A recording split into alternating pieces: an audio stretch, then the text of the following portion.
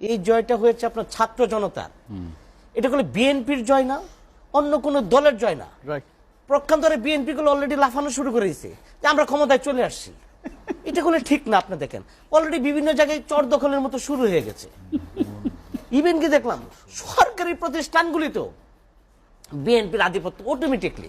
তাহলে এটা যদি বিএনপির লোকজন মনে করে, দেখেন নাটোরে বিএনপির চেয়ারপারসনের উপদেষ্টা রুহুল কুদ্দুস তালুকদার দুলু সাহেব বলল যে এই সরকারকে, আওয়ামী লীগ সরকারকে নিষিদ্ধ করতে হবে। তা আপনি আওয়ামী লীগ সরকারকে নিষিদ্ধ করবেন, ভবিষ্যতে আওয়ামী লীগ সরকার ক্ষমতা আসলে আপনাকে নিষিদ্ধ করবে। তো এই প্রতিহিংসার রাজনীতি থেকে তো আমাদেরকে বেরিয়ে আসতে হবে। দেখেন নুরুল হক নুরু এই গণ অধিকার পরিষদের একাংশের নেতা, উনাকে উনার দলের সভাপতি প্রথমে বের করেছে। দল গঠন করার পরেই নুরু বিতর্কিত থাকতে পারলো না। আপনার এই নুরু একটা সুবিধাবাদী নেতা। দেখেন সে শেখ হাসিনা যখন ক্ষমতায়, তখন তাকে বলল কি আপনি আমার মায়ের মতো। যখন ইলেকশনের আগে সে জাতীয় পার্টির চেয়ারম্যান জি এম কাদের সাহেবের কাছে গেল, স্যার আমাকে আপনার সাথে নেন।